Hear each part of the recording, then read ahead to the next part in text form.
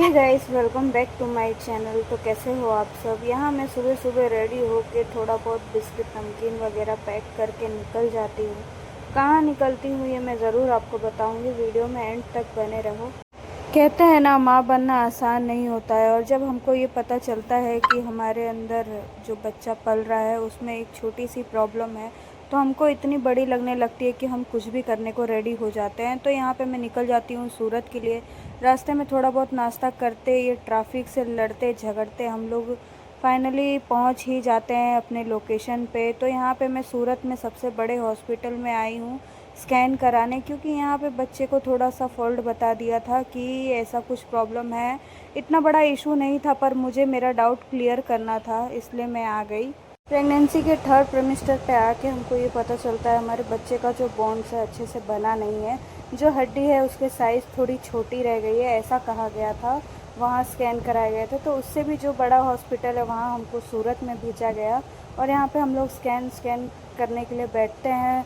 Appointment लेने के बाद भी हमको कम से कम आधा एक घंटा बैठना पड़ा। हो सकता है भीड़ रहता है। और ये लोग को यहाँ पे मस्ती सूझ रही थी, ये लोग ने भी मुझे हंसा दिया।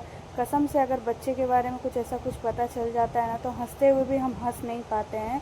तो यहाँ पे थोड़ी देर वेट करने के बाद मेरा भी नंबर आ जाता है। फाइनली सोनोग्राफी करा के मेरा रिपोर्ट आ जाता है। और फाइनली आप लोग की दुआ से सब कुछ सही रहता है, ऐसा कुछ नहीं रहता है। जो हमारा डाउट रहता है वो क्लियर हो जाता है। और ये लोग रिपोर्ट तो ऐसे पढ़ रहे थे आज जैसे पढ़ ही देंगे, बस एंगल और रेड ट्रायंगल नाप रहे थे। कसम से मैं इतना ज़्यादा खुश हो जाती हूँ रिपोर्ट जब मुझे नॉर्मल मिलता है। बोलते हैं ना, माँ बनने के बाद ये पता चलता है कि हाँ, माँ क्या होती है। हम लोग की माँ ऐसे ही नहीं, हमें थोड़ा भी चोट लग जाता था तो वो परेशान हो जाती थी। मुझे उस दिन समझ आया था जिस दिन मुझे डॉक्टर ने ये कहा था कि बच्चे के अंदर थोड़ा सा फॉल्ट है, थोड़ा प्रॉब्लम आया है। मैं एकदम से घबरा गई थी, मुझे खाना नहीं खाया जा रहा था, पानी नहीं पिया जा रहा था।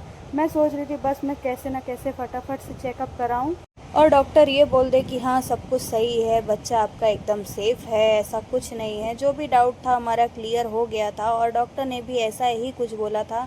हम लोग बहुत ज़्यादा खुश हो गए थे। मेरे फेस पे 3 घंटा 4 घंटे से स्माइल नहीं था जब तक मैं चेकअप ना करा लेती। लेकिन सब कुछ पता चल जाने के बाद मुझे इतनी ज़्यादा अचानक से भूख लग गई। पूरे रास्ते मुझे भूख नहीं लग रही थी, कुछ खाने का दिल नहीं कर रहा था।